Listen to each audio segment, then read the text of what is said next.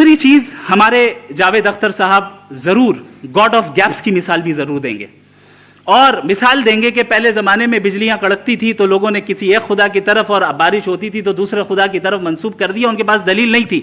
यह हमारा world view है ही नहीं, यह हमारा वर्ल्ड व्यू है ही नहीं, क्योंकि नेचुरल फिनोमेना के प्रोसेस की इंटरप्रिटेशन को जान लेने से यह कहां से साबित हो गया कि गॉड एग्जिस्ट नहीं करता है। इस पर मैं इंशाअल्लाह अभी आगे बात करूंगा। आप हजरात ये भी देखेंगे, और मैं ये एक्सपेक्ट करता हूं कि हमारे रिस्पेक्टेड जनाब जावेद अख्तर साहब जरूर इमोशनल आर्ग्यूमेंट्स भी देंगे, जो कि एक लॉजिकल फेलेसी है जब बात आती है ट्रुथ को डिसाइड करने में। क्यों?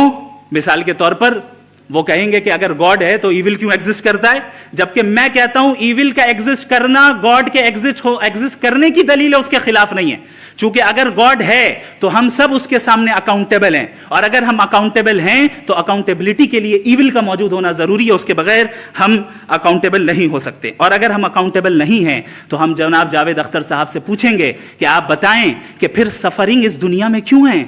अगर खुदा नहीं है तो सफरिंग क्यों है? और उन लोगों के जज्बे का क्या जिनके अंदर सफरिंग के बाद इंतकाम लेने का जज्बा पाया जाता है और वो इस दुनिया से ऐसे ही चले गए, क्या उनकी सारी तकलीफें बेकार चली जाएंगी? अब आ जाएं उसी एग्जाम्पल की तरफ कि बॉल, मुझसे अगर कोई पूछे इस बॉल को किसने बनाया और या इस एक्सपेंडेड बॉल को किसने बनाया, मैं कहूंगा कि चूंकि ये यूनिवर्स और इस यूनिवर्स की तमाम चीजें कॉन्टिंजेंट हैं। कॉन्टिंजेंट होने का मतलब ये होता है कि जो अपने एग्जिस्टेंस पे किसी के ऊपर डिपेंड करती हो, तो जाहिर है ये यूनिवर्स कॉन्टिंजेंट है। और अगर कोई चीज कॉन्टिंजेंट नहीं है तो मैं रिक्वेस्ट करूंगा कि मुझे दिखा दें कि कौन सी चीज यूनिवर्स में कॉन्टिंजेंट नहीं है, हम भी जरा गौर कर लें और हम भी देख लें।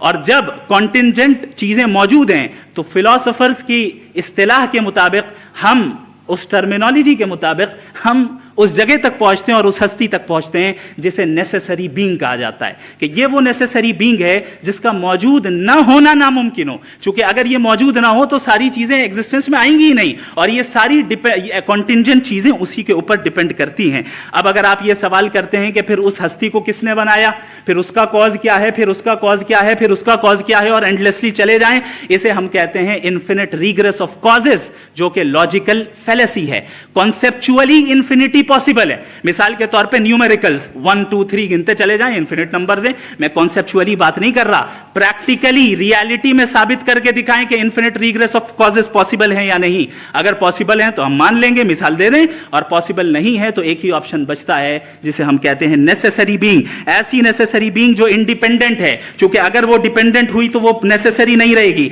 ऐसी इंडिपेंडेंट बीइंग जो इटर्नल है, अगर वो इटर्नल नहीं होगी, उसकी बिगिनिंग होगी तो वो खुद कॉन्टिंजेंट है।